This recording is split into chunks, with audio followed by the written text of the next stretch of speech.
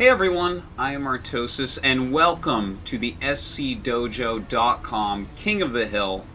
I'm really excited to finally do this. I've been planning it for quite some time, and here it finally is. You know, I do a King of the Hill weekly for iHeartU.com for Hearthstone, and you know, people seem to really like it. It's a lot of fun. A lot of stories have been built along the way, and you know, I was thinking of doing one for StarCraft, but the thing is, StarCraft has like a ton of content. You know, we have so many WCS regions, we have just so many tournaments all the time, so many great players streaming all the time, and then it hit me.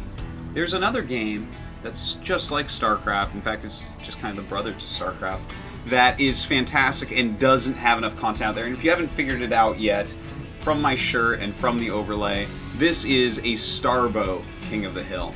Now, don't turn off the stream or VOD or whatever quite yet. Hear me out here. Starbow is a fantastic game. This, if you had to ask me, now I've played more StarCraft 1 than just about anyone in the world, and it's so much StarCraft 2 as well.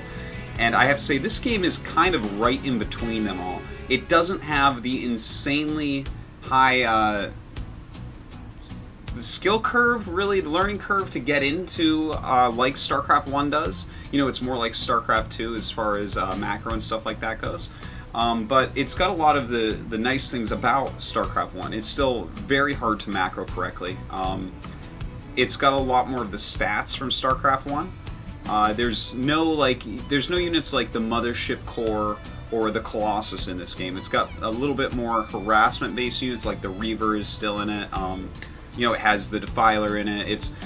It's a great game, and there's like a lot of differences. And I'm gonna, you know, start writing some things and whatnot to try to show people a little bit more about Starbow, because I really truly think anyone that likes StarCraft 2 should like Starbow, and really for the most part vice versa. Not everyone, of course. Some people look and be like, oh no, that's not quite my thing, but I think if you give Starbow an honest try, you'll really quite like it, because I gotta tell you, I play quite a bit of Starbow, and I'm definitely a fan. I think the game is absolutely fantastic. You know, it's still being balanced, still being worked on, and it doesn't have that large of a community, but has some very good players, very dedicated players playing it quite a bit. So, anyways, that's my little spiel to start this out about Starbow.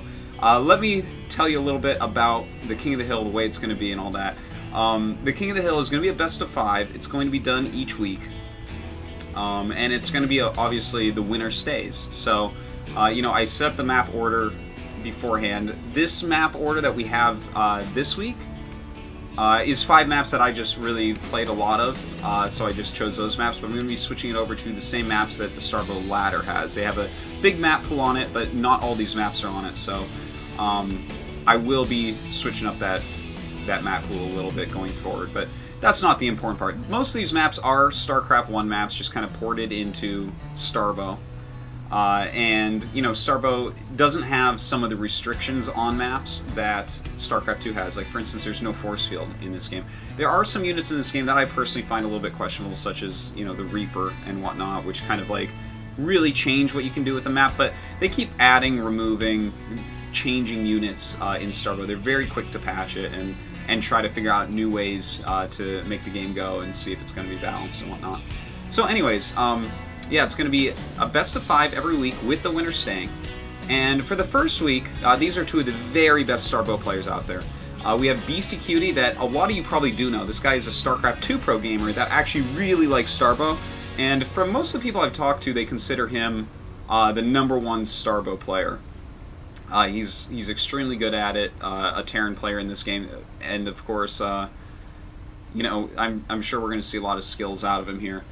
His opponent is going to be someone that goes by the ID Franscar, and you know, as you can see, not a lot of social media going on with him, but Franscar is a very strong Zerg player. This is a guy that I actually play with personally a lot, and very difficult to beat. Definitely one of the top Zergs. He's won some Starbow tournaments and whatnot, and definitely a force to be reckoned with. So I think that this is a great one to start out with, and you're going to be able to see, hopefully, I mean, we'll see how Beastyqt plays, but it's a bit different. All the matchups are definitely different from StarCraft 2 regular matchups, so I guess we'll just see how that goes. And I guess, you know, without further ado, we should probably go ahead and jump into this game. Now, this is going to be a little bit rocky. This is pre-recorded. I'm working on this. I'm kind of controlling this for scdojo.com, and I'll be observing, switching the screens, updating the scores and stuff like that. So, could be a little bit rocky, a little bit awkward at times. But with that being said, I think it's time to jump into game number 1. And it's going to be on Destination. Down here in the bottom right, Beastyqt, supposedly the best Terran in all of Starbow. And his opponent up here, going to be Franscar. Fantastic Zerg player. Anyone that plays Starbow definitely knows about this guy and how strong he is. So, should be good. So anyways, the map is Destination, and this is one of the best StarCraft 1 maps of all time.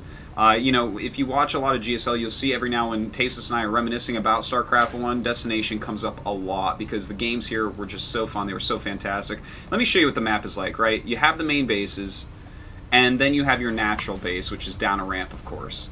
Okay, and over this, you have the 2 ramps going out. This is a possible third base over here that's over a ramp, but as you can see, there's definitely some land that you have to cover to get there.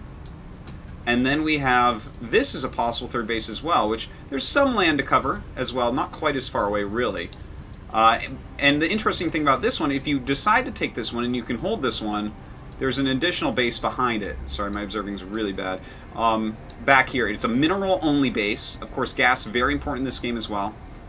That you can also mine these minerals out. Now, these don't actually give you minerals. You just use SCVs or probes or drones to actually get through here. So you can have another path down here. So kind of an interesting layout for the map. Of course, there's bases over to the sides, and these bases aren't quite like you would see in StarCraft 2. If this was StarCraft 2, I would say, well, these bases will almost never be taken. But in a macro game on Destination, you will see these bases get taken. They'll get killed a bit more often, but it's not like they're impossible to take. So anyways, taking a look at this, the drone came down obviously to scout quite quickly. You know, for those of you who don't watch Starbow, I'm sure that all the Starbow guys are watching this, and I'm sorry if some of this seems rudimentary, but not enough people really know about Starbow that much. So if I could point out some of these, some of the differences in it, like for instance, there are orbitals in Starbow. They have some different, like you can't drop mules. What you can do is drop SCVs, so you actually get like permanent economy fixes.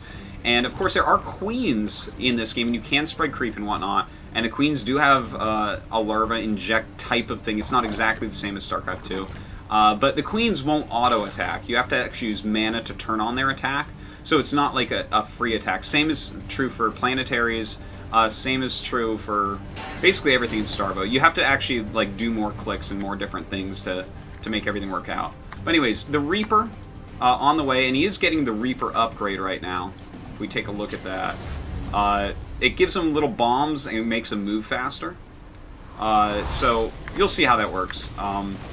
Anyways, the Reaper, not too unlike it is in StarCraft 2, and in fact, with the upgrade, I would argue even better than the StarCraft 2 Reaper. This can actually do damage, and notice the Queen can't even attack right now.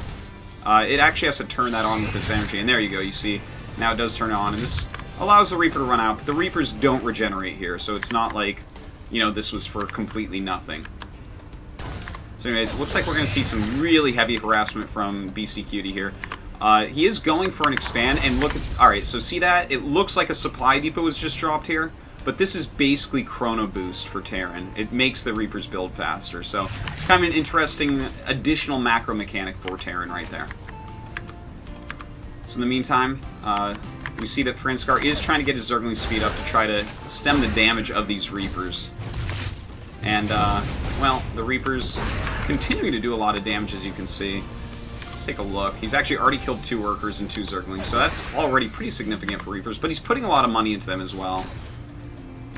Looks like likely another Reaper could be killed, and oh god, one of the mines just went off right there. These guys actually throw little mines that end up exploding and doing some splash damage, so... something we'll watch out for here. Ah, there. See, that's one of them right there. It takes a minute, and then you notice you have to micro back for it. It gives you time to actually run away. So, Reaper's kind of just darting around right now. seeing what damage that they can actually continue to get done. They do have that upgrade done, of course, you can see, changing the graphics on them slightly.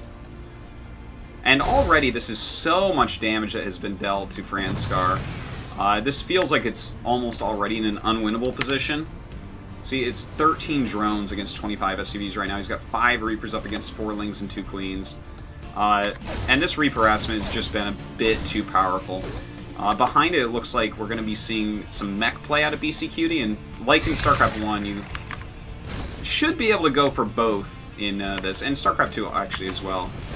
So you can go Bio or for a mech play, although I think Bio is a bit better. But yeah, the Reapers, this opening being really, really strong here. You know, I don't think that this is a good first game to introduce people to Starbow with, to be honest, because it kind of looks like old StarCraft 2. And to be perfectly frank, I think Reaper is one of the worst units in Starbow overall. But as you see, they've done a ton of damage here. Franscar's had a terrible time trying to defend them. And yeah, looking at these supplies, I'd be very surprised if Franscar could make this game look like anything other than something completely one-sided. So, we'll see. I mean, he's still running around. Queen's trying to use energy, not able to really do much. And behind all this, he's making vultures. We'll get into vultures later, I'm sure, as we actually see them being used. But this is basically the StarCraft 1 Hellion, or the Hellion is the StarCraft 2 Vulture. And believe me, the Vulture is a better unit than the Hellion. A lot more micro involved, a lot more tricks, and even more macro involved because they're great in huge numbers. So we see these Reapers just continue to do some harassment. The Ling's finally going to catch up because they do have that speed. Some nice micro there by Franscar, dodging that little land grenade of Beastyqt. And even a Viking popping out. The Viking has been changed a lot in Starbow, by the way. It's kind of like a cross between the Viking and a Valkyrie from StarCraft 1. It has some splash damage in it. And it's a bit faster now. But yeah, things change in Starbow pretty often still. It's hard to balance a game when it doesn't have a huge player base, but doing a good job so far. So a scan going off there, trying to check out exactly what's going on. It doesn't have the scan upgrade yet, but just making sure that there's no attack. And with these vultures coming in, you can see with their speed upgrade, lots of kiting going. Really one-side game. I'm sorry that this is not the greatest first Starbow game, but Beastyqt with a super strong opening going against Franscar. And that's it. GG. That is going to be the end of game number 1. Yeah, this was not actually the greatest intro to Starbow, so stay tuned. We have, this is a best of 5, and it should get a lot better. So, anyways, let's go ahead and, sorry, I gotta kind of update things. Hold on. Okay, there we go, look at that. Artosis producing the show. Alright, so Beastyqt takes down Franscar in game number 1 using that really powerful Reaper opening. Franscar just not able to really do much. You know, this is one of the things, actually, you know, StarCraft 2 is like, I love StarCraft 2. It's a fantastic game. But units like the Reaper and units like Sentries and, you know, Blink Stalkers especially, change the way that maps have to be made. And we see that this StarCraft 1 map, that if the Reaper is in there, you know, I think is a little bit of a better map. But with the Reaper in there, it's a little bit harder to defend because, you know, he can jump up basically anywhere, and that kind of stifles map design, if you ask me. You have to be very specific about what can be allowed on a map. So, just kind of interesting to see the way that turns out. But I'm going to go ahead and load up map number 2. It's going to be Fighting Spirit. This is kind of just like a big 4-player macro type of map. So let's go ahead, jump into this game. And wait. There we go, and alright, got that score up. So, in the bottom left here, we have the Zerg player from Great Britain, it is Franscar. And in the bottom right, of course, we do have Beastyqt, very well-known StarCraft 2 pro gamer, quite a strong player from Europe, but really does like Starbow, and you can't blame him. It's a fantastic game. I think that any professional StarCraft 2 player that tries out Starbow will quite like it. There's a lot of mechanics involved. You know, it's really interesting having Chrono Boost for Terran, and of course Zerg actually has it as well and can use it on buildings even. So there's like a lot of things going on in Starbow. Also, the minerals mine quite differently. It's 8 minerals per trip, and you can't stack. Like, you know, in StarCraft 2 you can actually stack 2 workers per mineral patch, but that's not something that happens here. You actually need a higher saturation rate on your minerals to keep them going well. As you can see, it says 27 here, like 10 of 27.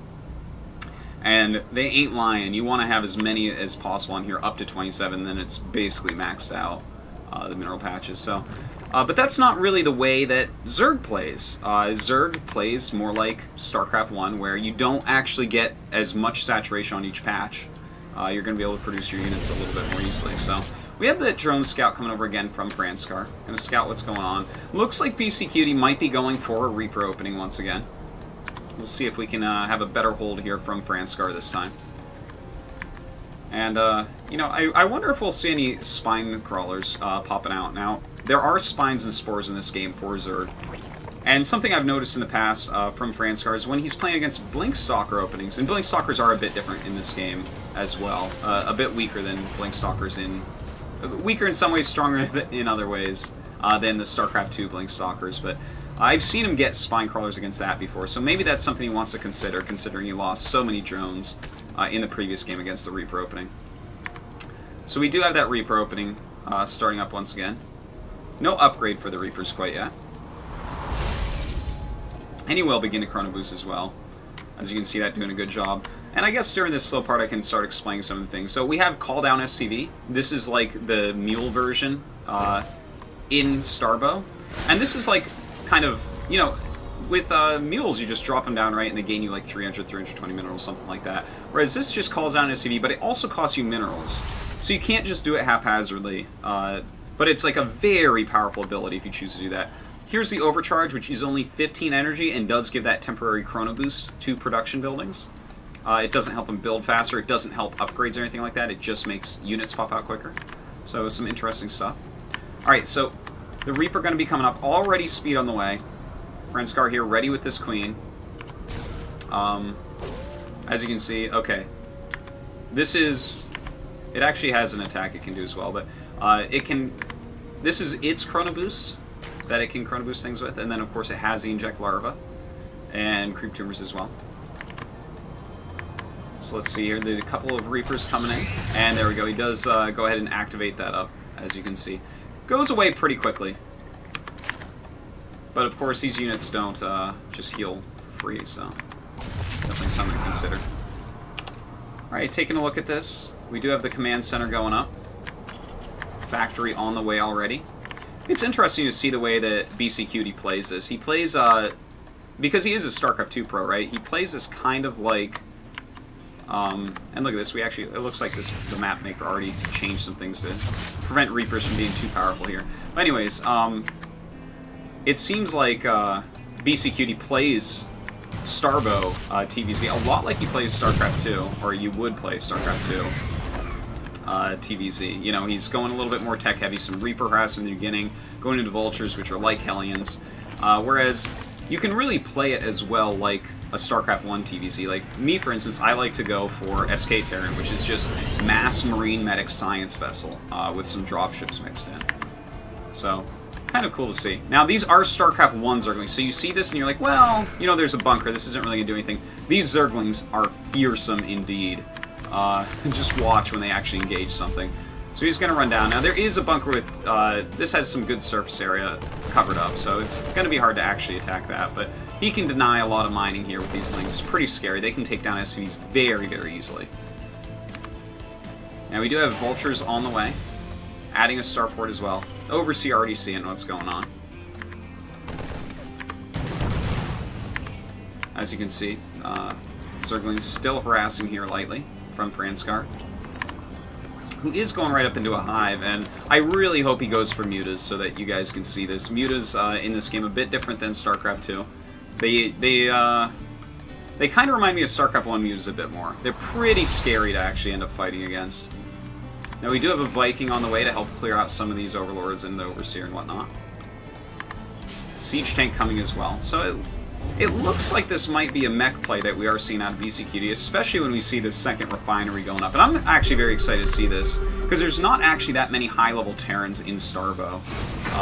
You know, it feels like a very Protoss-heavy community right now, so really cool to see. And see, that's more of a Valkyrie-like attack coming out of the Viking. Of course, it will end up killing this. It's pretty fast still. And, okay, here you see the Spire is on the way, and he is doing the Zerg form of Chrono Boost here, which works on buildings. So, Spire coming up really, really quick, and that's something you really have to watch out for as Terran, because if you're not ready for those mutas when they come, that is a big, big deal. They can deal a ton of damage, and it can actually get out of control immediately. So we'll see how many mutas he's going to make. He's actually making some Scourge to start out, because, you know, the splash damage on these Vikings that are like Valkyries is pretty fantastic. Now, see, a much quicker landing as well out of these Vikings, so kind of a better unit for harassment than the Viking in StarCraft 2. But when those Scourge pop out, they aren't going to have any chance to shoot those down before they hit. Now, for those of you who don't know what Scourge are, these are flying Banelings without the splash damage. They suicide into units and kill them off very quickly. An extremely important unit from StarCraft 1. So not a lot of anti-air here. In fact, his engineer raid just now finishing up. May need to pop out a few Goliaths or something. Oh god. Well, actually, he did pretty well against those Scourge overall. Gotta chase off those mutas for now. But Franscar does have his third base up. Is continuing that Mulas production, but also getting ready, it looks, for maybe a Hydralisk switch. And there are Roaches in this game as well, although they are layer tech. They're a little bit different than the StarCraft 2 Roaches. So, the mutas coming in, starting to harass quite a bit. This is Turk going to chase them off for now. Those Valkyries are really the scary ones, though. Not the biggest range on them, really. I don't think you can actually hover on this and see what the range is, but their range is pretty short, believe me, I've used them. They do clump up a bit better, though, than Vikings in StarCraft 2. Or a bit tighter, I guess. Whether that's better or not, you can decide for yourself. And Beastyqt continuing to go down that mech route. Getting double armory upgrades at the moment, going into another command center as well.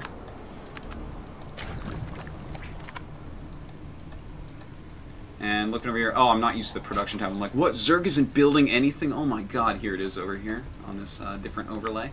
And he is going into Hydralisk tech here. We'll see if he ends up going into Lurkers at any point. I really doubt it. You really don't want to go for Lurkers against Mech. And for those of you who don't know what Lurkers are, they were the splash damage Zerg had to play against Terran instead of something like Banelings or Fungal Growth. They burrow under the ground and just shoot spines out, so a bit different. Beastyqt, microing very well so far with his Vikings, just kind of hovering near missile turrets and pushing out with those to make sure the Scourge can't get free kills. Oh my god, and a Fusion Core on the way. So the Fusion Core here is also going to enable him getting Irradiate and whatnot for Science Vessels. And Irradiate is a spell that you really need against Zerg. It does splash damage to those things around the unit it casts. But basically, it almost kills any unit you cast on other than an Ultralisk, and maybe not a Guardian as well. So, anyways, we have the fourth hatch up here going up. And looks like Franscar still trying to look for ways to pop in here, but against all these siege tanks, the Hydras and Lings aren't going to do anything quite yet. Looks like he is going... That's a Viper Nest, I do believe. Yep, Viper Nest going up. Has to build a building to actually get Vipers in Starbow. As you can see, though, he can get it off of layer tech. Continuing his upgrades as well, getting that macro really going right now. And, you know, as you might notice, 96 supply to 89, staying pretty close, right? When you normally watch StarCraft 2, you'll notice that when the player's going mech, Zerg is going to max out way before the mech player, and then the mech player can catch up. In all matchups, in all situations in Starbow and StarCraft 1, the supplies will stay a bit more even. And you can tell, like, the more even they are, you can kind of... Well, I guess we all understand StarCraft 2 now, what the supplies mean, but, you know, at the beginning it was, like, a little bit deceiving, where you'd be like, well, Zerg is maxed out, but it's on Roaches, right? But in StarCraft 1 and in Starbow, similarly, those supplies being close to each other actually has a bit more meaning. Not that that is a good or bad thing, it's just kind of the way it is.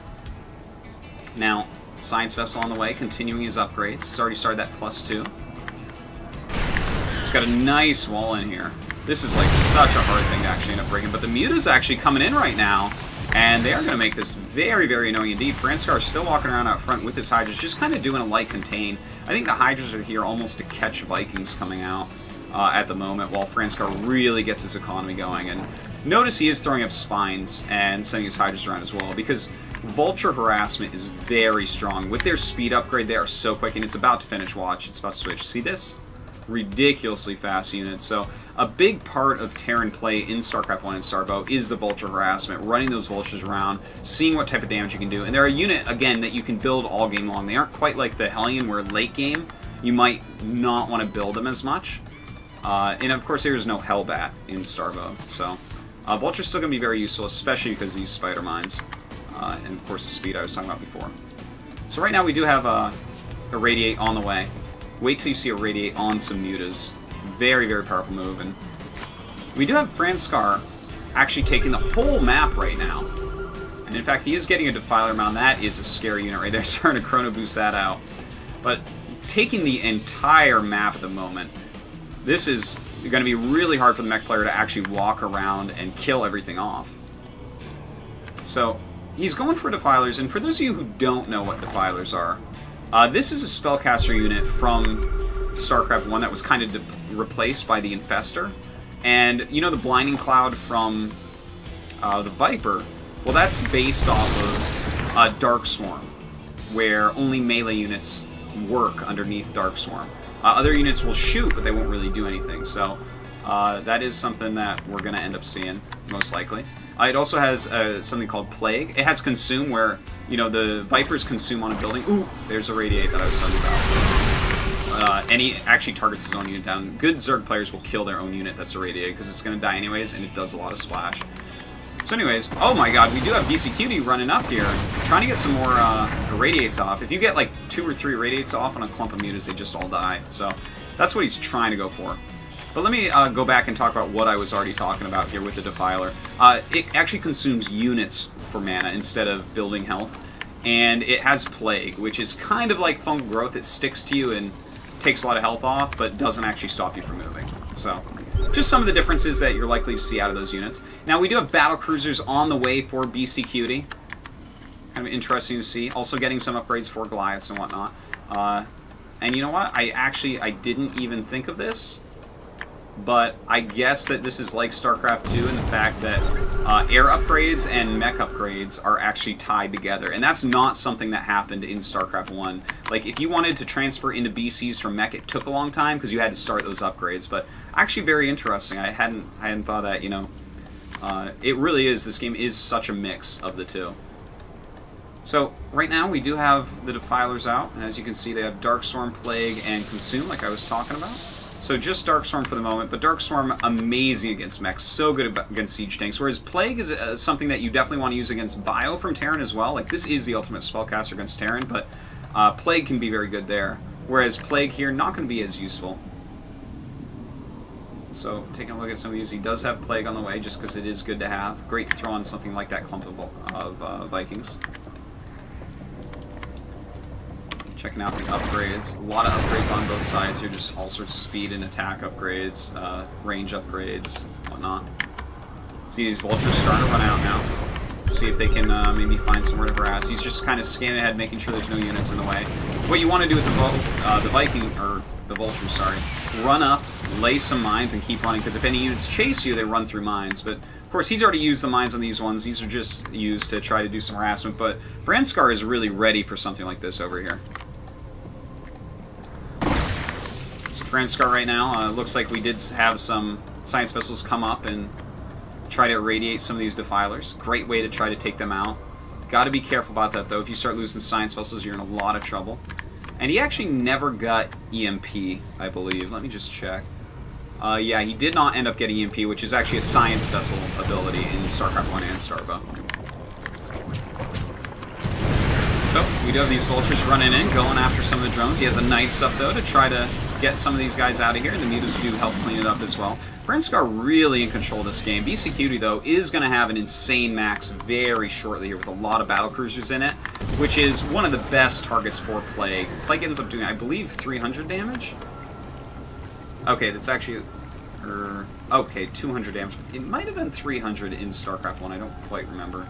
But anyways, that's huge against BCs. BCs cost a lot of money to repair, as you probably already know.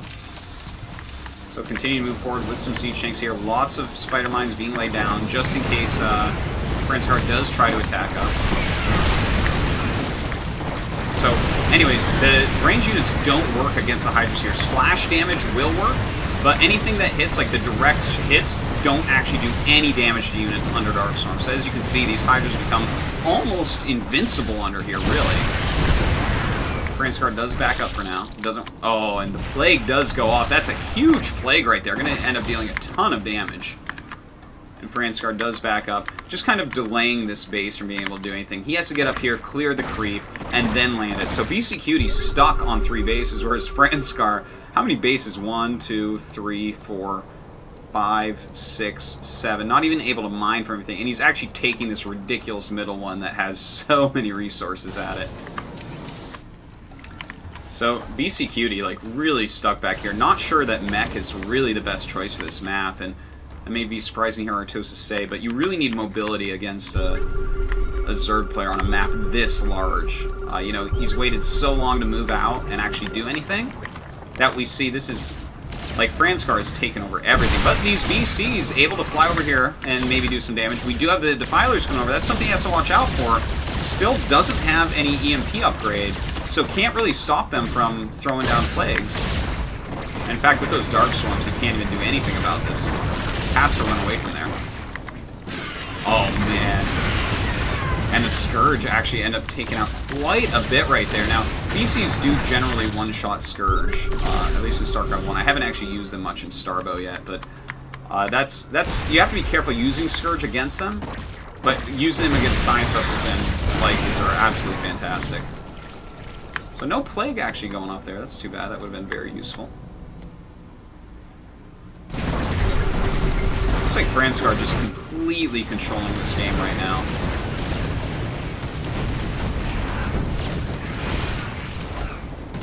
Beastyqt really, like, struggling to get anything done. The strength of the Defiler just too strong. You know, we wouldn't really see this much in StarCraft 1 either. If you went for mech, you try to generally kill Zerg with mech instead of battlecruisers because Defilers just shut these down so single-handedly. Darkstorm makes it so you can't attack Hydras underneath, and Plague just deals too much damage to them, so it's like a Psystorm that sticks to them. Gets its full damage in every time. It's kind of an interesting unit composition for Beastyqt to go for, but certainly is something that, on a very much lower economy than Zerg, could over time end up winning anyways. Some nice Yamato cannons going off. Good pickup there by Franscar, actually, saving all of his Defilers for now. Love to see a Plague on all these. It doesn't quite get it off. He will be able to finally take this out and take his 4th base. But Franscar at this point can make basically whatever he wants. And he did send a bunch of units into a Nidus. Where are those units going to actually pop out? Okay, yeah, he just had to pop them out. I think he wanted to unload over here. Didn't work out, though. Okay, and that ability you just saw right there is kind of like the forward jump from the single-player campaign. Actually, kind of, I'm learning a lot this game as well, watching these BCs. We do have a nice big drop being made by Franscar here. Now, Zerglings kill buildings so quickly in StarCraft 1 and Starbow, so a drop like this, well, I mean, dropping into these turrets, that's going to be pretty rough. A lot of spider mines, a lot of siege tanks in here with so many missile turrets. Might not be the most cost-efficient thing, but looking at the money these guys have, look at this. Almost 7k, 2k for Franscar, whereas 1.5 and 700 for Beastyqt. Both of them sure maxed out, but Franscar really eating the entire map. In fact, still has minerals in his main, in his natural. And that's just the way the economy balances differently in this game. You don't fully saturate your mineral patches as Zerg, whereas Terran you absolutely do.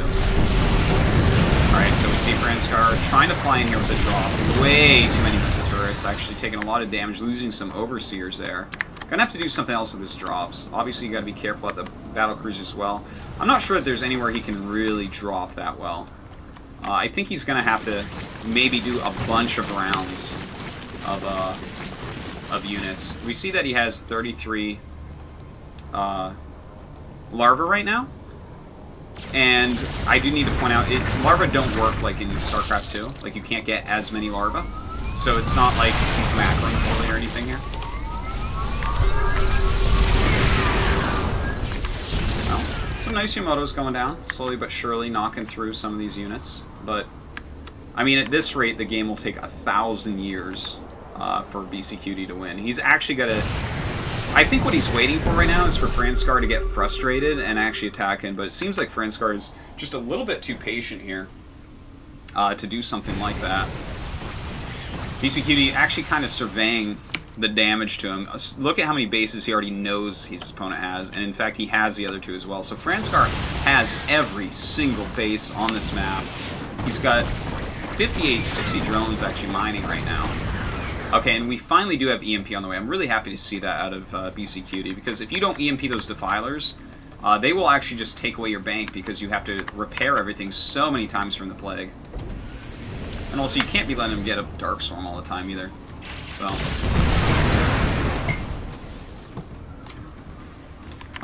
let's take a look here. Starting to try to send some drones up. This would be a great place for him to mine before his opponent gets there. Try to get some units out. By the way, this is the Devourer. It's something that the Mutalisk can turn into. Instead of Corruptors turning into things, in this game there's no Corruptor. The Mutalisk turns into the thing that's like a Broodlord, which is called a Guardian. It doesn't. It shoots long range. It's like a long range siege unit that doesn't shoot free units. And the Devourer is an anti-air unit that also slows the attack and adds damage to battlecruisers. So it's like, it's actually a lot like the Corruptor, but I guess a little bit better. So right now we do have him pushing through. A lot of Hydras on the way, and he is going to be able to take this out, luckily. We have Franscar pushing in once again, some Dark Storms going down, protecting these Hydras, allowing them to do their damage, and he's actually going to cut through a lot of siege tanks. The thing is, Franscar can do attacks like this all day long. He lost almost nothing in here, like very, very cheap units, whereas taking out 4 or 5 siege tanks, Beastyqt doesn't even have the gas bank to really replace that.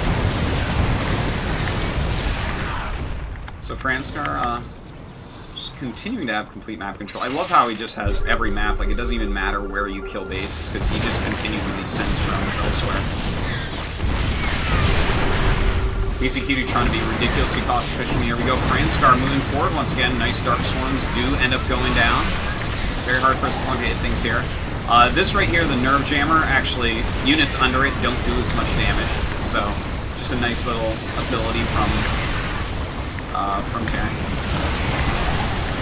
And look at this bank still. He is just remaxing on Hydra so quickly. His larva count definitely is getting a bit lower, though. And ends up killing off quite a few battlecruisers. Lots of units killed on both sides, and really very similar on the drones, actually.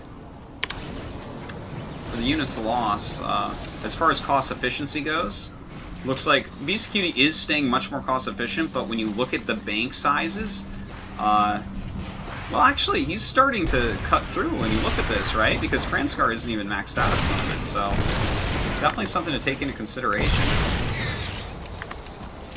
Now, as you see, these guys shoot kind of slow, but when you see them actually attacking a unit, they're pretty scary.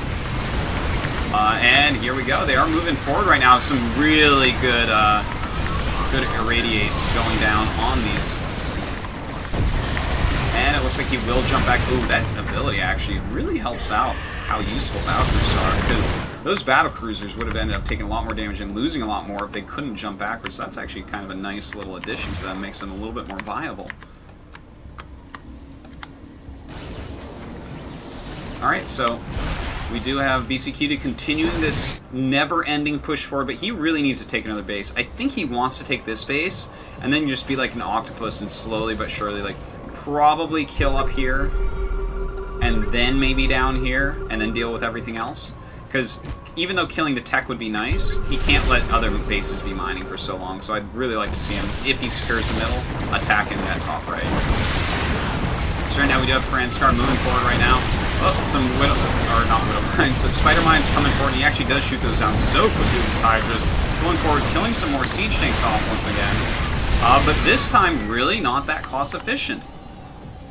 Beastyqt doing a great job with his defense. Look at his supply stay up so high, and the bank of Franscar is getting erased. But Franscar has so many bases, you gotta ask yourself, does this really matter?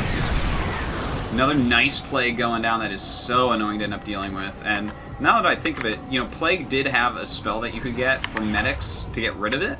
Because see how it just sits there and continues to do damage? It does its full damage every time, unless you cast in StarCraft 1 Restoration on these units. And in a game like this, I think Restoration would be worth it, but I don't think medics actually have it here now that I think about it. Science Vessel going down, very expensive unit to lose. Science Vessel is kind of like the Raven, but actually much more useful than the Raven is in StarCraft 2. Just a unit that you see a lot, like every game against Zerg in StarCraft 1. Whereas the Raven, you see him in some games, but not all of them. Alright, so Franscar still staying on this Hydralisk plus Defiler composition. So many Defilers mixed in here. Has all these Spine Crawlers up here as well. Looks like the Spine Crawler's kind of getting in the way. Some nice Nerve Jammers going down right now. But we do have the Dark Storms as well. And the thing is, the Dark Storm actually covering the Siege Tank. The Siege Tank now completely invincible. So this is actually getting really cost inefficient for Franscar because of the placement of that. But with the Zerglings coming up, they do damage under that Dark Storm. So that's helpful at least. And wow, Beastyqt just ridiculously cost efficient. Look at this. Franscar has 50 minerals right now. And he's actually down in supply, so Beastyqt actually is cutting through a bit. The thing is, taking a look at this income tab, look at that, we still have a lot more mining going on for Franscar, so I would still say that he's winning this game, but Beastyqt is making a lot closer than I thought we'd see. That's for sure.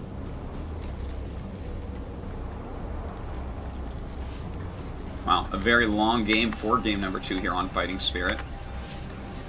Let's take a look at the mineral patches. Still plenty of minerals, not even a third of the way done of up here. This, even more minerals left over. I feel like he should be focusing the drones a little bit more heavily in the top right, because it's a more logical place for Beastyqt to attack. And in fact, we do have Beastyqt moving forward once again, really utilizing the splash damage of Irradiate and these siege tanks to try to thin out this Hydralisk force. You know, maybe Franscar needs to back up from this area. You know, he's trying to delay it so that Beastyqt can't mine from it, which is, of course, very important. But the further Beastyqt gets out with this super immobile mech composition, the more different places Franscar can hit. Like, right now, this area is pretty poorly defended. In fact, it looks like he's just now thinking of that. Of course, he's got to be careful not to get near these siege tanks. And, oh, it looks like he actually wants to take them out right now. And, of course, wheeling down the forces definitely can be a good move as well. Nerve Jammer's going down at every moment. Accidentally shooting his own Nerve Jammer, in fact. Oh. A little bit sloppy here for Franscar. This base still mining up here. Still has a decent mineral count, so Beastyqt not running out quite yet. But both these guys really low in bank, very similar in supplies as well. But, you know, the thing I was talking about, the supply numbers being, when they're closer together, having more meaning. In Starbow and StarCraft 1, like, closer together actually means the game is close a lot of the times. When you get towards a max mech army, this is why I always like talk about mech and everything in StarCraft 2 cast, about how it's so cost efficient. Truly, in StarCraft 1, it is the most cost efficient unit composition. You get it against any race, just a max out mech army, and it's just much more powerful than their max armies. So, as long as you have the right composition. And here he has a very cost efficient unit composition, as we see. So, as we see these guys both near max, it is favoring Beastyqt as far as army-on-army fights go. Alright, so, looks like Franscar has really pushed back. I'm not sure what his next plan of action is here. He continues to make mutas to make, I believe they're just for the Defilers. So, Defilers actually have a spell in Starbow. I haven't seen this yet because I never go VCs in this game. I'm still learning Starbow, by the way, just so you know. I'm not the greatest player in the world at it. I'm actually pretty good, but I don't know everything about it, and it does have constant balance updates and whatnot. But Let me go ahead and read this real quick. Oh wait, that's a lurker. There we go. Light. On the ground at target area. Oh, that's kind of neat. So it's kind of like a Psystorm or something like that that lasts a long time. It's like a slow Psystorm type of spell that this unit has. And that's actually kind of neat to see because just like people complain about the Corruptor, how it's kind of like the bland unit in StarCraft 2, the unit that's not really fun or interesting or you know, yeah, basically that's what people oftentimes say. In StarCraft 1, that unit was really the Defiler. It was kind of like this unit that's not that fun. You know, the acid spores that it shot out were very important for, you know, taking down the heavy air units and whatnot, but it wasn't that interesting. So it's kind of cool to see the Starbow guys trying something like this out. And we have more and more Irradiates coming down. Such a cost-efficient spell against Zerg. Losing so many good units. Some of the tricks that pro Zergs could use in StarCraft 1, and we've actually already seen Franscar do it some. Pop him into an Overlord, hold them there. Sometimes you just leave them in your Nidus network and pop them out right before you need to cast a spell. Takes a lot of speed and skill to do something like that, but we've seen it some already. Now, it looks like Franscar... Okay, I like this. He's starting to attack other locations because this location's so heavily fortified. So we do have right now Beastyqt coming over. He has a lot of Radiates here, and he should be able to take out all these units without too much trouble, but this is a smart move by Franscar. This area just is not well defended right now. So he's decided, okay, I'm going to try to attack over here while you're defending over here. And in fact, hitting another location as well. Really trying to spread this mech player as thin as possible. And in fact, does get up here and will be able to clear out this area. Well, this was just about done anyway, so... this isn't like the most impactful thing, to be honest. But just eating pieces of the map make it so that now he can even attack up this way. Instead of, you know, it's like he's getting closer and closer to the heart of production of Beastyqt. And if you kill the heart of production of a Terran player, just like in StarCraft 2, that Terran player is probably dead. Alright, so if we have these BCs moving up in this direction, he's going to have to take out a couple more bases if he wants to win this game. Has some Banshees in here now, but the Banshee's definitely a lot different in Starbow. Their cloak they start with, but it's a very short cloak timer. It ends quite quickly. Other than that, they're pretty similar, though.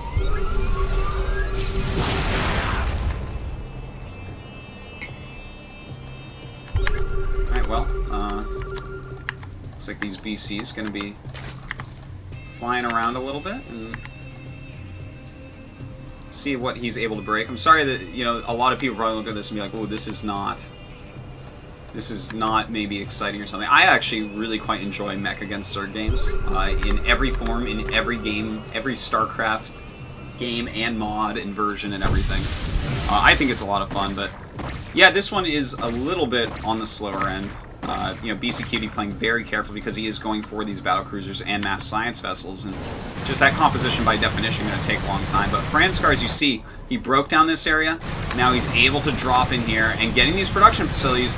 Beastyqt doesn't really even have an area to rebuild these. He doesn't really have the money to rebuild these. So this is a big issue if he doesn't clean this down, or clean this up rather. And he will be able to clean it up. But a lot of damage being done because these Zerglings with their adrenal upgrades, we call them cracklings in StarCraft 1 because, well, you can see this. They attack really fast and kill buildings so quickly. So we do have these science vessels flying. Uh-oh, gonna lose some of these actually. Already lost one, and a second one actually falls down. Very expensive units to be losing right now. And it looks like with these battlecruisers coming in, he's going to be able to clear it up, but it's going to take a minute still because of the Dark Swarm, so that's very annoying. Some more harassment up there by Franscar, and it looks like, uh-oh, Beastyqt getting a little bit sloppy over here. Some really good Dark Swarms going down. Those two Zerglings could kill everything at this point. Still losing buildings. Wow, this is taking just forever. You see the pain that Terran players sometimes had to go through when trying to go mech against Zerg. A lot of Scourge coming through. Not sure if this is the best choice. These guys do kill Scourge rather easily. That is enough to actually end up taking some of these out. Oh, he does bounce up to these to the missile turrets. And with this Nidus out, he's going to actually basically finish off the main base while attacking into this middle. So, you know, it took a while for Franscar to finally break through against Beastyqt. But as he got more spread out, Beastyqt just isn't able to hold on to every location. And that's it. That is going to end up being the end of this game. GG. And that means that it is now tied up 1-1. Wow, that was a long one. My voice is tired from talking that long. But yeah, Beastyqt going for a mech composition. And, you know, mech in StarCraft 2, obviously you don't normally get battlecruisers with it. What you end up going for is Ravens and Vikings in that comp, and trying to use those, you know, to help push your siege tanks forward most of the time. Because, you know, that's the way it works in StarCraft 2. In StarCraft 1, you wouldn't really go BCs either. You would stay on the mech composition. You'd have science vessels.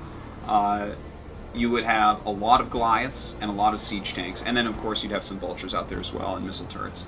So Beastyqt kind of using a different version, and this version is really slow, the one he did. And on such a big map, I think if this was a smaller map like map number 1 Destination, this could have worked out a lot better for him.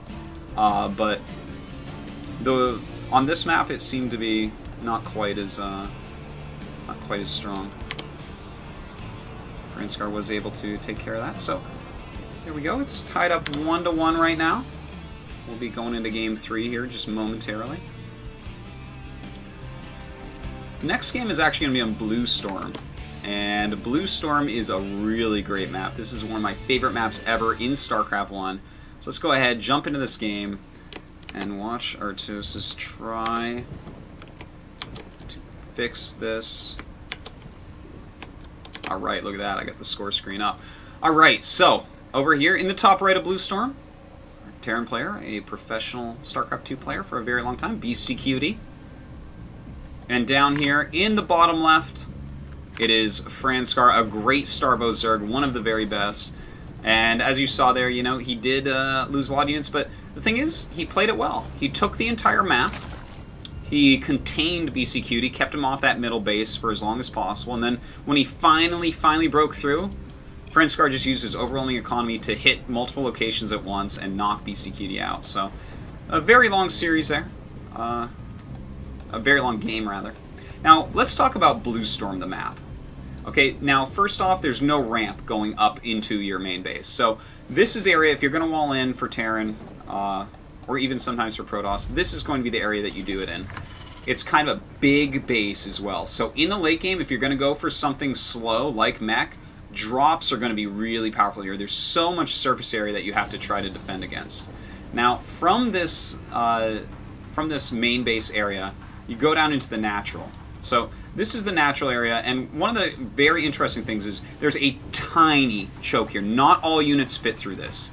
I believe that they have fixed it at this point where it's going to be like Zerglings, Marines, drones, SCVs, maybe Hydras. I'm not sure if those are going to fit through here, but it's very small. It's going to help out with scouting, maybe quick harassment, but not a lot else other than that.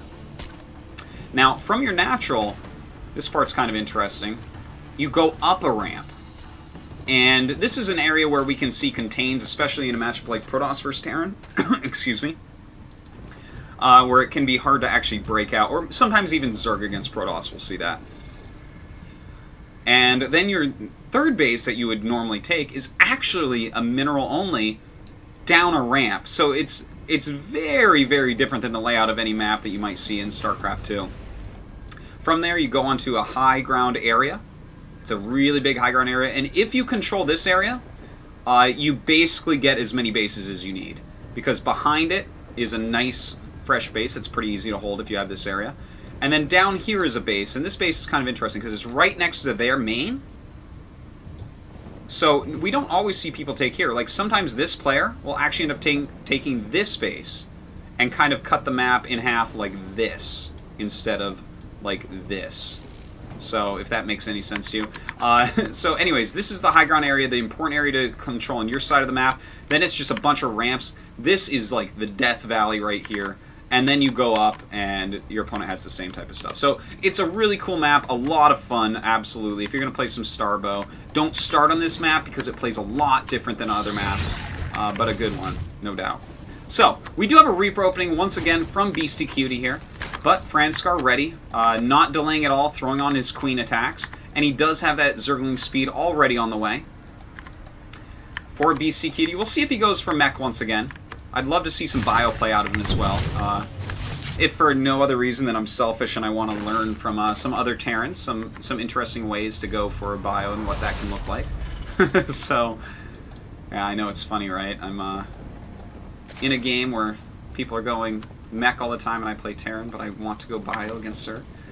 But here we have this Reaper harassment going on. He is going to have that upgrade pretty soon. This is kind of like baiting a Nexus Cannon, baiting the attack out of a Queen, so... Just something to keep in mind there. He does want to bait that and then run away and just have the Queens use up their energy. Alright, so Franscar getting his gas once again here. We'll see what tech he wants to go for. He does have Zergling speed at the moment. Running in right now with these Reapers. And Franscar actually doing a very good job of defending so far. He really hasn't lost much at all, has he? Yeah, he's lost 0 workers, and it looks like he's just lost a single Zergling so far. So that's really a big deal. This is a lot of money put into Reapers that just haven't paid anything back to Beastyqt, but look at this little area he's abusing so well, because the Lings can't get surface areas, they can't get a surround there. As long as he backs up into there, like 1 Ling attacking at a time is not good against 4 Reapers attacking at a time. So this is a very smart move. And Franscar trying to counter it right now with this Spine Crawler. So I like where his head's at for that, at least. Now, Beastyqt looks like he will be going for mech play once again. Running down here now, trying to go after these Zerglings. Oh, he's got to be careful with those Reapers. Doesn't want to get surrounded. The grenade does go down. He's got to dodge that, though. You don't want those grenades dealing that huge amount of damage to you. And he is going to move his Spine over. So, going to stop Reaper harassment here, but that doesn't mean we can't see more Reaper harassment over here.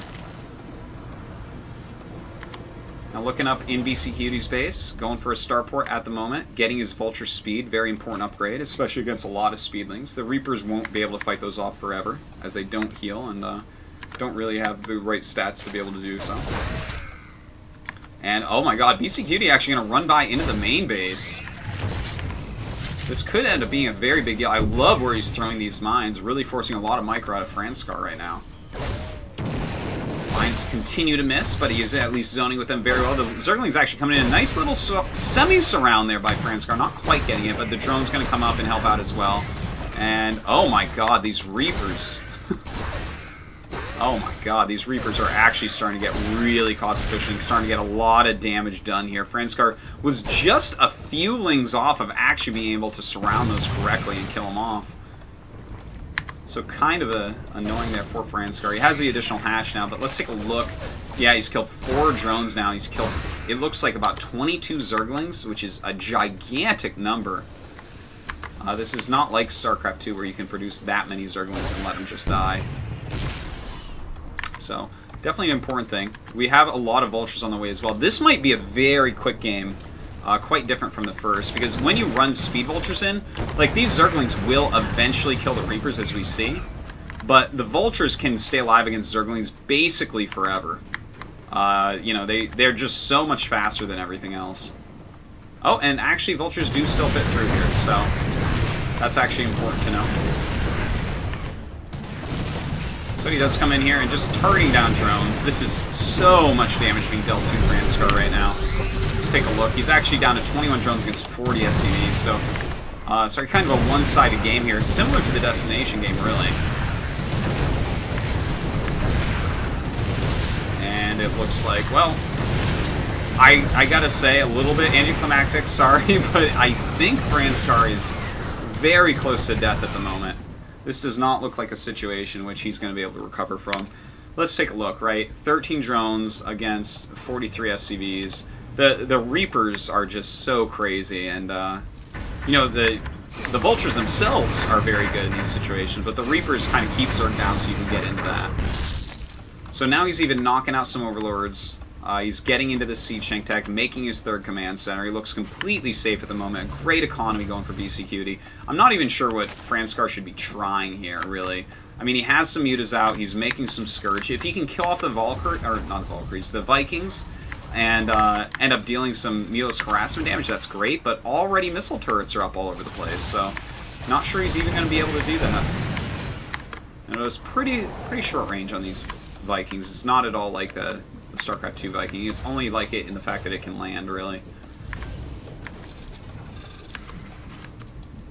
So right now, Franscar just trying to re-drone. Is going to go for a Hydralisk Den, but he's going to need to deal some damage or keep Beastyqt busy for a really long time before a Hydralisk tech switch is really going to make a difference.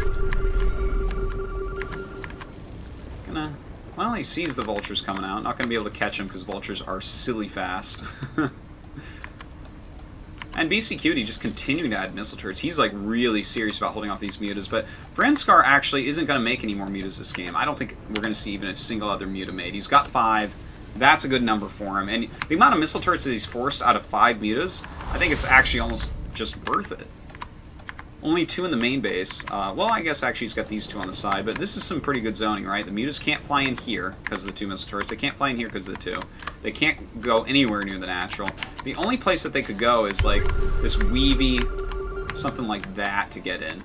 And if they did do that, that could be nice. Might be able to get some damage done, but they might get trapped in there as well. So Franscar just going to patrol the map for now, trying to take his 3rd base, but it's actually later than Beastyqt's. And, you know, I think this is a game in which Beastyqt could just macro up his mech and attack across the map much quicker than what we saw. He doesn't need to go for, let's say, battle cruisers this game. I think he's dealt easily enough damage, whereas, you know, in that last game, he really didn't deal damage to Franscar, and Franscar was able to take the map very quickly. So, alright, we'll see where he wants to go. And he is getting the fusion core, but that doesn't always mean battle cruisers. You do got to get that to help out with science vessels.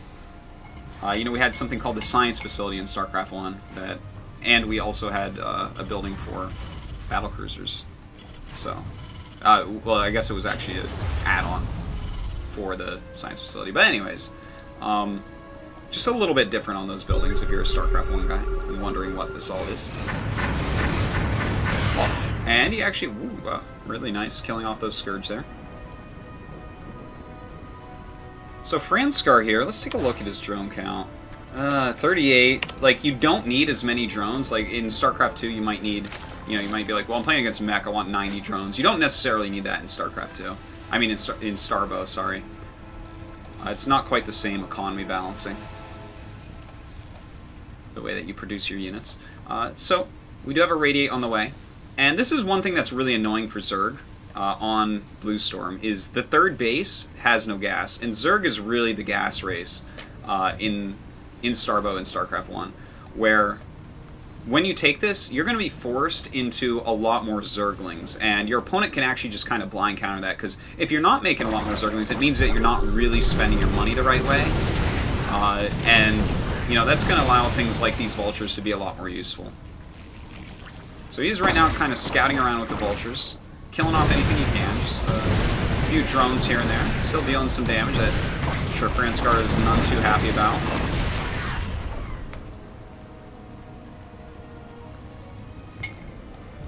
Continuing to add command centers. Beastyqt, man, he doesn't care, he wants to win this.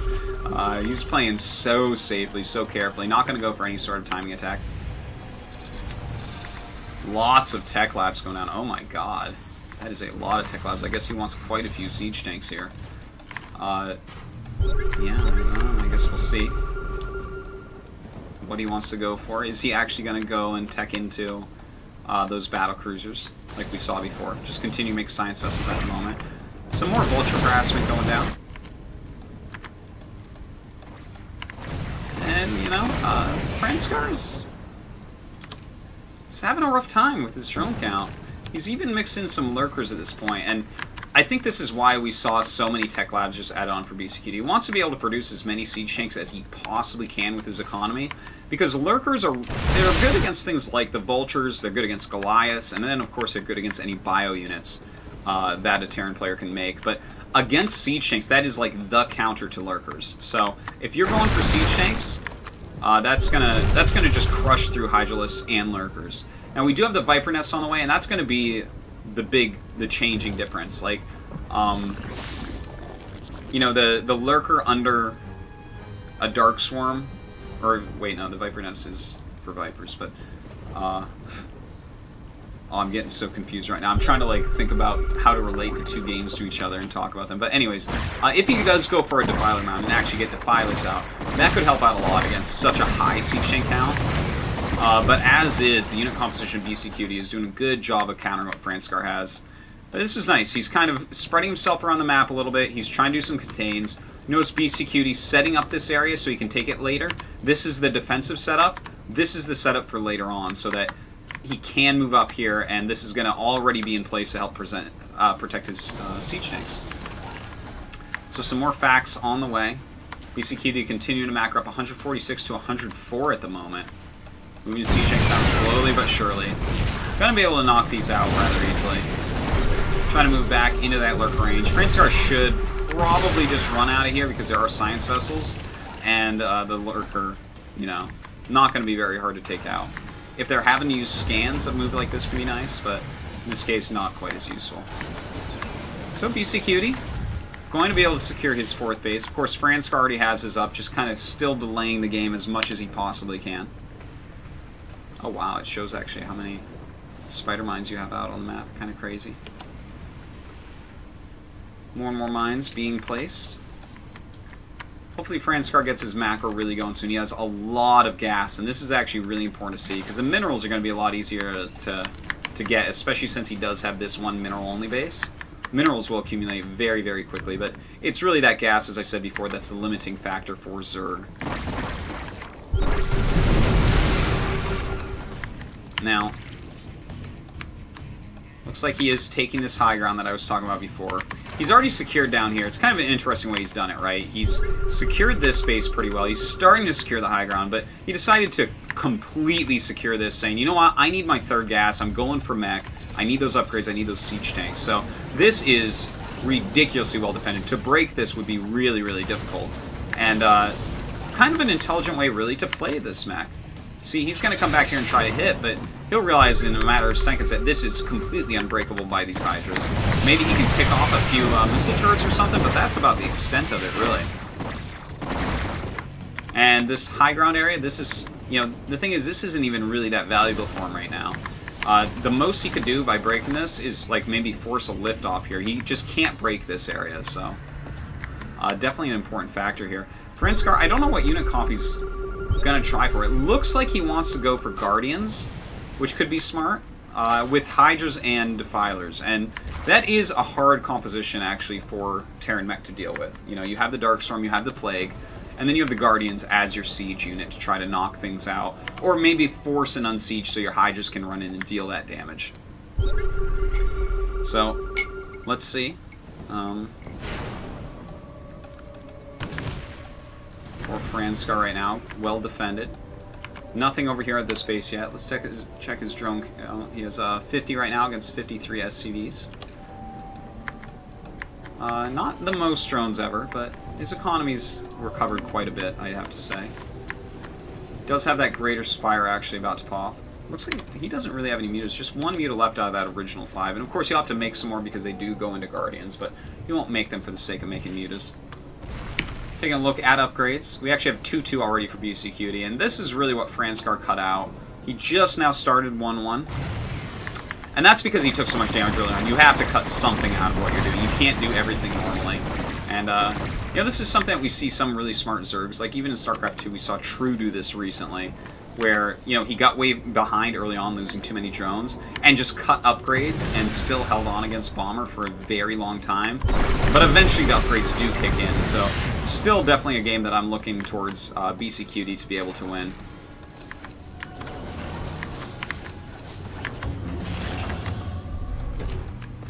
Well, right now, looks like he is beginning to push over. This will be the base that he wants to take. Franscar trying to take it right now. Can't really walk into the siege tank fire. This is like a wall of death. And, yeah, it's, I mean, kind of a slow game once again. Beastyqt, very turtley player as we see.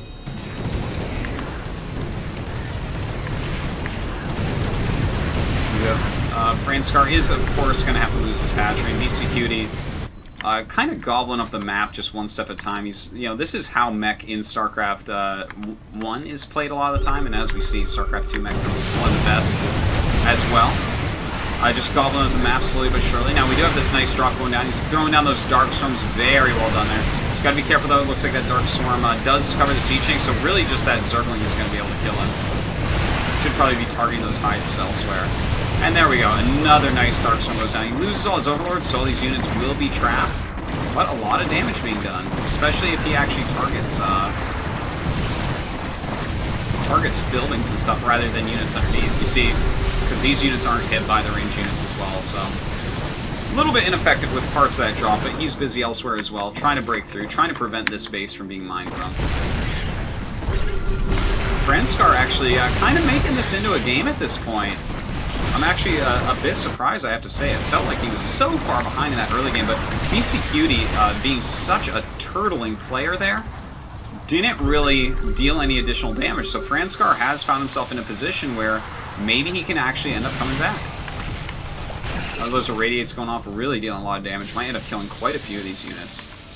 A lot of them very low right now. Super, super effective play. I'm going to remove all of these spider mines. Of course, they only hit ground units. Not quite like Widow mines.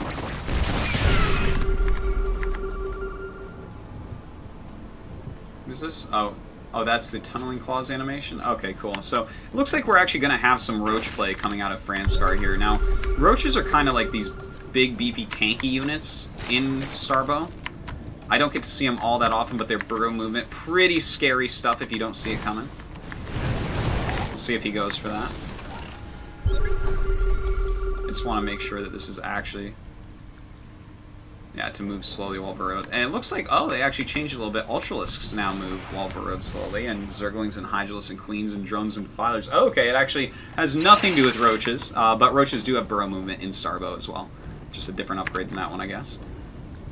Anyways, we do have this Guardian coming in from the side. I love this one Guardian. That's really cool. I would actually like to see the Spinecrawlers move forward as well.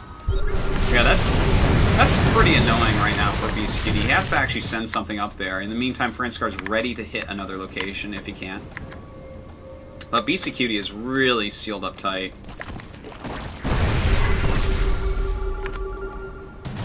Yeah, there's really nowhere for him to attack right now. He's continuing to make some Guardians, so maybe the Guardians will allow that. But this is like such a hard situation to break. The thing is, it is breakable over time. We saw that from Franscar before.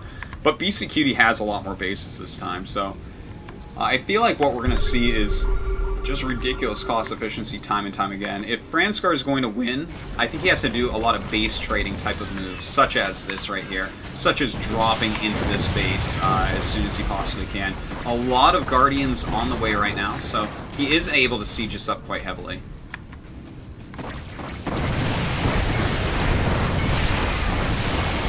And yeah, so much about this is just picking off things that Beastyqt is doing. It seems like Beastyqt is like almost waiting for Franscar to leave the game.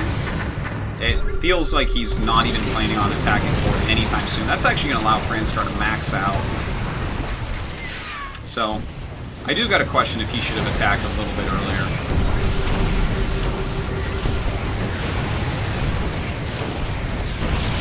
Obviously a little bit of a mistake there, letting those die, but he's busy elsewhere on the map. Taking a look at the minerals. Just about mined out here. That's a lot of drones that aren't being efficient, so he definitely wants to move those soon. This is mined out, a few extra drones left over. Really high saturation there, and could saturate this a little bit better, as well as this. But overall, his economy looking pretty good. A nice drop actually finally going down in that main base. And, oh, this is really nice. We don't take some of this out, but ooh, that radiates, dealing so much damage. Going to end up killing all of these Guardians, it looks like, as well as the entirety of the drop. And the thing is, stuff like this is super cost inefficient for Franscar, because he's on the same number of bases as Beastyqt, and what did he kill? He killed some spider mines, killed some missile turrets, he damaged a planetary. That's just about it, though, and he lost a lot of gas-based units there, so a little bit frustrating for him, but the thing is, you have to set up your next drop. There's one drop to take out a lot of the defense. Another drop and attack of that size would do a lot more, of course. Now, it looks like he is, I don't know if he's getting ready to attack through here, or he's getting ready to attack down into any units coming, but Beastyqt still continuing to turtle really heavily, really getting his bank up, maxing out on exactly what he wants.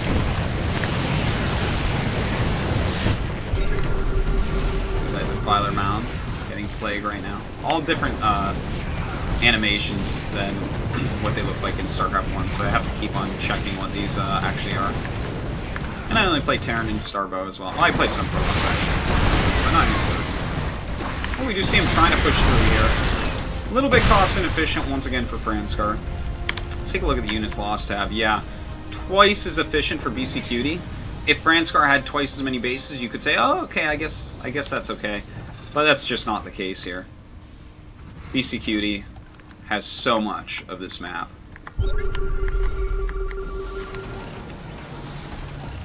Well, let's see what Franscar can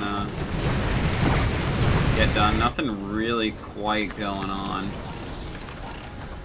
I think I am going to have to maybe speed this up just a little bit while we wait for some actual action going on. Alright, and here we go.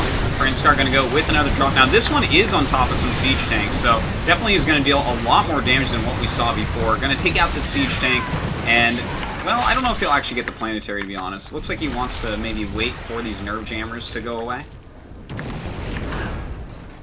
Maybe going to drop some more units in here and use some, well, no, these are Overseers, not Guardians morphing. In the meantime, we do have some additional harassment going on by Beastyqt. You know, when you lay those spider mines, a lot of times you want to go waste those. And we do have him moving forward right now, going after this planetary. Doesn't really have his units under the Darkstorm. There we go, they do go under now. And he is dropping a lot of SCVs here, similar to Mules, to actually repair this. But it does finally go down, and it looks like, finally, Franscar's starting to break through and deal some damage into this main base. Beastyqt, with this huge bank, though, if he's really on top of things, can send a bunch of SCVs back, remake some missile turrets, send up some siege tanks, you know, lay some spider mines down, and make this once again very cost inefficient for Franscar.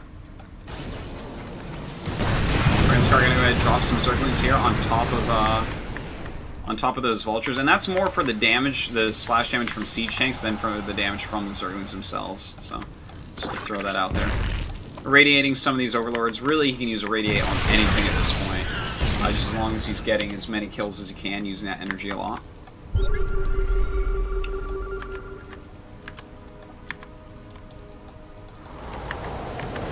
Alright, yeah, I'm going to drop some SCVs there. The lazy man's approach to building missile turrets is fine, though. Kind of an interesting way to utilize that ability. And it looks like Beastyqt actually wants to start pushing this base from the low ground. You know, this is definitely a strategy that Terrans have used for a very long time in StarCraft 1. The gully push, kind of pushing up into another base. That's a very nice Plague that did go down. This Mule is dealing some additional damage as well. The one thing about Plague you need to keep in mind is it won't actually kill a unit. It'll get a unit to 1 hit point, but it will not end the unit. So, if you run away after a Plague, you can just repair your units. As you see, look, 1, 1, and so on. But we will drop these Zerglings. Franscar actually starting to get pretty efficient down here, but we do have more Vulture harassment going on.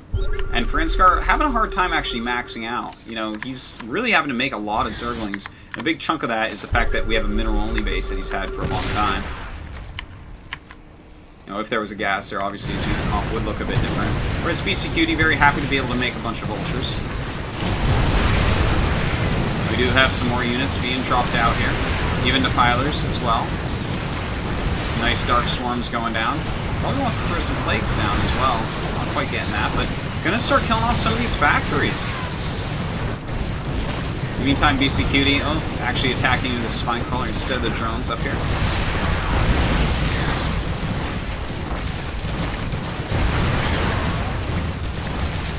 And, well, it looks like Franscar is actually starting to break through all over up here. I feel like Beastyqt maybe needs to send some more units up to actually hold on to this. I feel like he needs some more Goliaths in his composition as well to help pick off some of these Overlords and be a little bit more punishing. But the thing is, Beastyqt is keeping his supply very high, and he still has a big bank. So even though we see Franscar continually get in here and deal some damage, Beastyqt is actually okay. You know, he can afford to lose some buildings, whereas Franscar is spending a ton of money here. You know, every time he loses a whole huge drop, his supply isn't going up quite as high as it was the game before. Alright, so looks like I mean, this is really coming down to a lot of Zergling drops at the moment. This is the only place he can even attack. When you look at these other locations, look at this. A ton of spider mines. Good siege tank setup. So many missile turrets. It would take forever to break through these areas. Oh god, especially over here. Try to drop in there, I dare you. But he's going to drop right here on the natural, killing off anything he can right now. Planetary does get activated. And of course, that will all get cleaned up once again. But Franscar just about out of money now. Of course, he's still got some healthy mining bases. Well, this one's not so healthy. This one's pretty good. And this one has some more minerals at it. But I think Franscar, you know, he got really far behind at the beginning.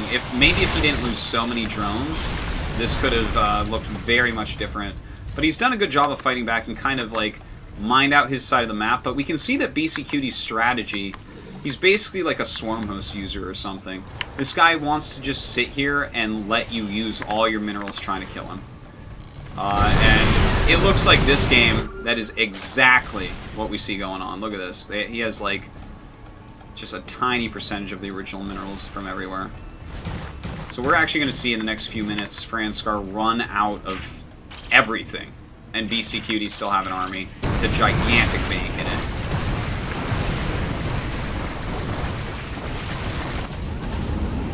So it looks like, yeah, I mean, oh, okay, he's going to actually drop up here and start to get really cost efficient on these drops. Of course, these are the drop ships in Starbow. They actually do have boosts, just like Medevacs in StarCraft 2, but they don't heal anything. So even some irradiates going down on these drones. Franscar is not even going to be able to break that, and GG, the game does end. Another really long victory here. But this time for Beastyqt. So, it was a good harass to start out by Beastyqt. You know, that the Reapers seem to be a problem here for Franscar, so I wouldn't be surprised if he's just going to continually do this.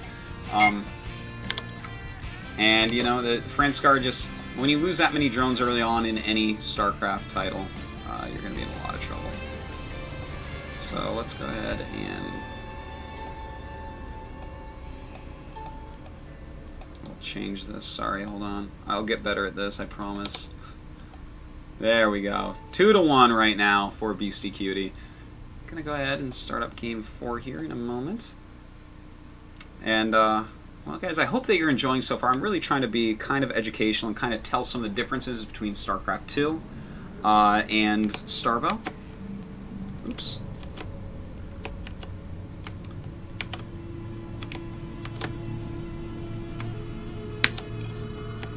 And so I hope that you're enjoying it. If you're a Starbow guy, of course you already know a lot of this stuff, or you know, or maybe I said something slightly wrong. Sorry about that. Still playing a lot of Starbow, fantastic game. And our next map going to be Tau Cross over here in the middle left. Down a game right now, needs to win this one, or he's going to lose his first King of the Hill. It is Franscar. And up here in the top right, our Terran player. A very, very turtley player. I've never seen a player quite turtle like this. It is Beastyqt. Now, let me talk about this map in just a second here. I have to take a little drink. Oh, thank God. My voice is getting so tired. I have to cast later today as well, but anyways, let's talk about Tau Cross a little bit. So this, kind of like Blue Storm, doesn't have a ramp down from your main base. Instead, it just has this very tiny area. Now, it has unbuildable rocks, so like you can't just throw a depot or a pylon there and screw your opponent up very quickly. Like, that'd be too strong against Zerg. So yeah, it's got this small little area here.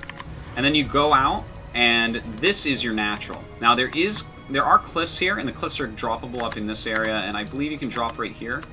And actually, in Starbow, you might be able to drop here, but I believe in StarCraft 1 you couldn't drop there on Tau Cross. But anyways, this is the area that you're going to want to probably roll in. And we see this drone already harassing pretty heavily here.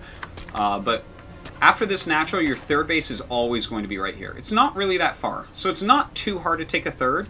But then for your fourth, it gets kind of interesting because it's a 3-player map, right? We have this location that no one's at, and then Franscar over here on this side. So For your third base, if your opponent's down here, and you try to expand here, obviously drops can go quite quickly. If he has siege tanks or something, he can hit that. So this could be dangerous. But against Franscar, I would say that this will be the fourth base, because it's really far away from him.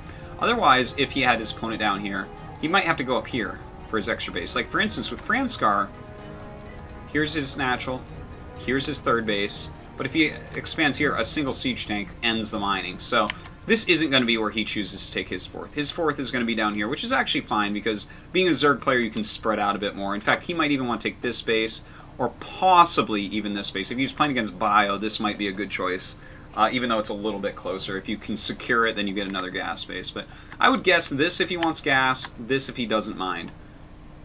So we'll see about that for his fourth, if it gets to that spot.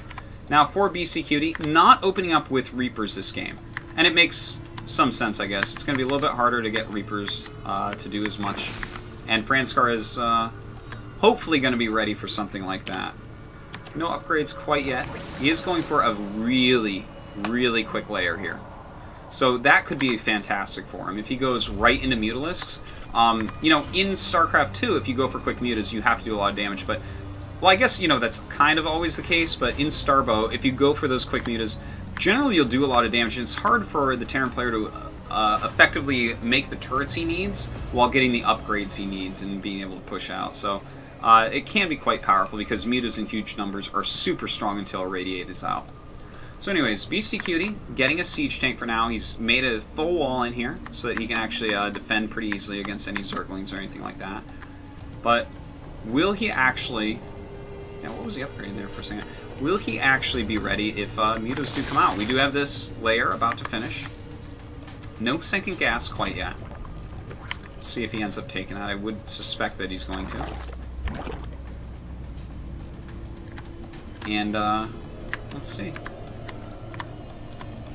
Oh my god, okay, so he's actually going for a quick siege tank drop here. And he's trying to hide it at the moment, because we do have Franscar flying around with an Overseer, and if Franscar sees this as a big deal, he can put some spines up here, like move the spines up and have them in position so the siege tank drop doesn't work. And in fact, I would say he pretty much knows what's going on, right? He sees the starport, he sees the factory with the tech lab and no other units. This seems pretty obvious. So, yep, repositioning this. Gonna move his Overlord over. We have no anti-air, so he can't stop this Overlord from seeing. And between the Queen and the Spine Crawlers, it's gonna be hard for these siege tanks to do the damage that he really wanted to do. And with the Spire on the way, I really liked Franscar's position in this game. Well, right now, some very good micro actually going down, having to move forward this Spine Crawler. And the Spine Crawler going to take a lot of damage, but it's going to buy some time as well. The Spire is going to be finishing up here. He has some Lings on the way to try to help out. And with that Spire finishing, if I'm Beastyqt right now, I am a bit nervous. He's really got to get some missile turrets up, but he doesn't even have an engineering bay at the moment. So we should be seeing him get out some Goliaths from here, probably some Vikings from here as well, and trying to zone out the mutas like that. But I feel like he's focusing too heavily right now on the dropship micro. Just trying to, like, deal extra damage when he has no mutas or building. It's very easy for his opponent to start mutas. So, there, we finally have some Goliaths on the way. The Goliath, by the way, just an anti-air unit. Not much like the Thor at all. It's just kind of, like, not too expensive anti-air unit that you... If you want to go anti-air, you get a lot of them, basically. Unlike the Thor, where you're like, okay, 2-3 Thors, mutas are done. You need a lot of Goliaths. But they're also, like, reasonable against everything, so... I actually think the StarCraft 2 Goliath is quite a bit worse than StarCraft 1 Goliath, or Starbow compared to it. But anyways, he does catch that dropship, so that's nice. Flying in here, just absolutely no anti-air at the moment, so definitely we're seeing some flaws in the strategy that Beastyqt shows. The fact that Franscar was able to scout it so quickly is really beneficial to him. He stopped the drop completely, he's got the mutas over here, it's the right tech route to be on right now. The Scourge right now looks like it is looking for any Vikings it can possibly hit. And look at that. He is just killing off anything. We might actually see a GG, yeah. And in fact, there it is. Alright. That was a very fast one. So, you know, kind of... I do have to say, you know, Starbow is a fantastic game, and these guys are actually two of the very best Starbow players, but as far as this particular series goes... not actually, in my opinion, a very good or entertaining series, considering how good and entertaining the game generally is. For anyone that's like watched my stream on azubu.tv/Artosis, I play Starbow pretty often. I think it's actually a very entertaining game, but these ones kind of like, we have some one-sided ones and some very long turtley ones. So obviously it's very important for these guys to end up winning this. Just, so, I mean, I don't blame them for how this is going whatsoever, but trust me, Starbow is a fantastic game, even if you're saying, oh, this is a little bit dry for me, this is a little bit slow and a little bit one-sided. Normally it's not quite like this, but, in StarCraft 2, a game that's very exciting as well, you have plenty of games that look kind of like these as well, where it's like, oh, a DT got in, oh, I didn't see your spire or something like that, or oh, I got build order countered in a PvP. Anyways, we're tied up, which is really nice that we do get to go to that 5th game. I was afraid that this might be too quick of a series. But we are going to be jumping into game number 5 here. In just a second. I'm just getting that set up. And let's go ahead. Jump in game. And over here, on the right-hand side of Python, it is Beastyqt. And in the top center, it is Franscar. Now, Python was, like, during StarCraft 1's, like, heyday, like, during the prime of StarCraft 1, when it was the most popular, this is the map that everyone in the world played. And the map actually isn't even very good. It's just a map everyone's very comfortable on. It's a very comfortable macro map. Here's your main bases. 1, 2, 3, 4. Okay, you go down a ramp. Here, I'll show it over on the Zerg perspective for Franscar. Here's your ramp that you can defend, unlike the last couple maps that we saw, and it goes down into your natural, which has a reasonable choke point. Very defendable. Kind of reminds you of StarCraft 2. For your third base, you have 2 options. You go right down here, like along this area, and that's a third base with just minerals, or you come around and you have this large high ground area that goes up into this third base. So that's probably going to be your third base. A lot of the time, especially as Terran Protoss, sometimes Zerg, for instance, a Zerg versus Terran in this position will probably take this as the third base, so that they can take this as the 4th. But anyways, I'm getting a little bit beyond what I want to. Back here is actually an island. And the island, this is destructible rock, so you can't just float a command center, you actually have to kill it. So, this is like the most basic map, known as Python because there's a big Python in the center of the map. Look at him, he's scary, right? Anyways, yeah, Python. This is the map everyone played on the most. It won't be in the next King of the Hill. It's not the greatest map, but definitely one that I've played a lot, so I kind of wanted to use in the first one. So, let's see what Beastyqt goes for. I think, yeah, he's going to be going for Reapers here. And Reaper's going to be pretty deadly, I think, on Python. Look at this. That is a very quick rally up into the main base of Franscar. So, could be rough. Franscar's had a lot of problems dealing with them before. I do wonder if we're going to maybe see Spine Crawlers to defend. It looks like he does want to get very quick Zergling speed, especially since he's pretty much scouted what's going on here with that Overlord. Yeah, he saw the tech lab and all, so he's no dummy. He knows what's going on. Now, for Franscar, I hope he can hold on. We can get into a longer game, but some of these mech turtle games have been pretty crazy so far. The thing is, for Beastyqt, it's going to be really hard to play a super turtle mech strategy here. So, if I'm him, I'm probably really hoping to get a lot of damage done with these Reapers, because if he doesn't, I think Franscar can kind of spread around the map and make huge arcs in the center that can crush mech armies. So anyways, we do have the first Reaper coming in. Ooh, very nice building right there to kind of slow down this Reaper harassment. Franscar trying to micro out of here. And let's take a look. He does turn on this Queen. Speed on the way. If he can just get that speed done, going to be really, really nice for his Zerglings. Probably going to have to make some more Zerglings as well, of course. He doesn't actually have many. In fact, he just lost his last one. Only a couple to start out with. And with 3 Reapers already in this main base, well, that's a lot of mismining time. He has 6 minerals right now. Can't even really make Zerglings. Pretty rough. So the Queen being the only line of defense. In fact, this opening is making me think that in these spots on Python, Reapers are pretty broken. This does not feel quite right for poor Franscar, I have to say. In the meantime, we do have that factory going up for Beastyqt, so we'll see if That's how he ends up going with it, into mech once again, if he doesn't straight up kill Franscar here, which is starting to look like he may.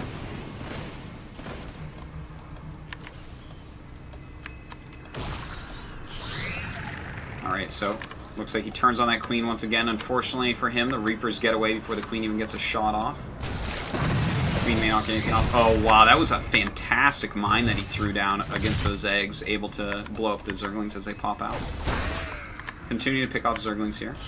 More and more Reapers actually being created, and even another Command Center on the way. Beastyqt getting ridiculously far ahead again, and I gotta say, especially after watching this, I wasn't a fan of the Reapers before in Starbow, but now I'm becoming more of an anti-fan of Reapers, to be perfectly honest. This is like kind of crazy amount of damage he's able to do.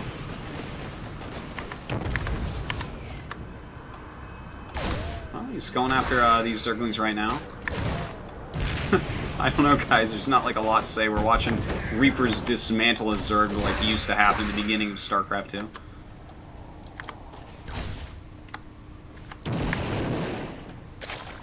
And, well, let's see here.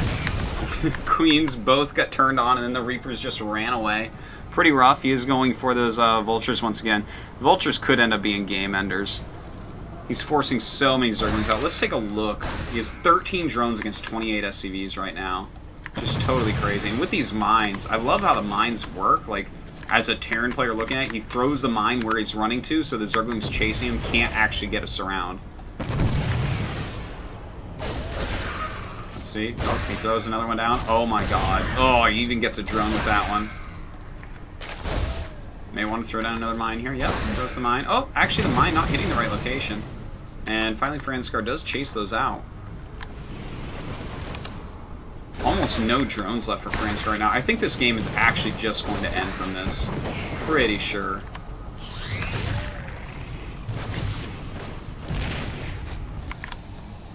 Well, he's got a Banshee on the way. That Banshee's going to be so deadly. The Queens can, in fact, hit air, but the Banshee has that cloak, and he's used up a lot of energy on these Queens so far. And especially with these Vipers that are going to come through, that's going to be... Or, I'm sorry, Vultures. I don't know why I'm calling them the wrong thing, but... Anyways, this is kind of crazy. Beastyqt just gets way too far ahead in these early games with these Reapers. You know, the thing is, Franscar definitely is one of the best Zergs in all Starbow too, and if he's not able to stop this a bit better, that's pretty tough. I'm wondering what the right choice is against this. So we do see these Vultures starting to run up. Doesn't really do anything quite yet. Looks like he might want to wait for that Banshee, or the double Banshee to come up. God, this game is just gonna end. There's absolutely no chance for Franscar to win this. I'm not gonna like pretend that there is at this point. Watch this, he can actually just cloak against that, kill this Queen now. There's like no defense left at this point. He's got a Spine and a few Speedlings and like one Queen. And that's it. GG. Okay, very anticlimactic game there. Anyways, we have Beastyqt take the series down, and so congratulations to him. Go ahead. There we go. Alright, so Beastyqt, our first King of the Hill in Starbow for scdojo.com. I'm sorry, it really wasn't the best series to show off Starbow. I was hoping, and going into this, I was like, you know what, these two players, fantastic players. I really love watching Franscar play.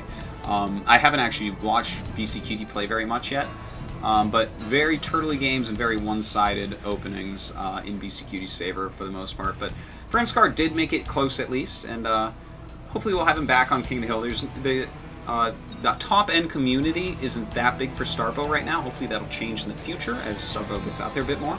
But definitely can get Franscar back in not too long.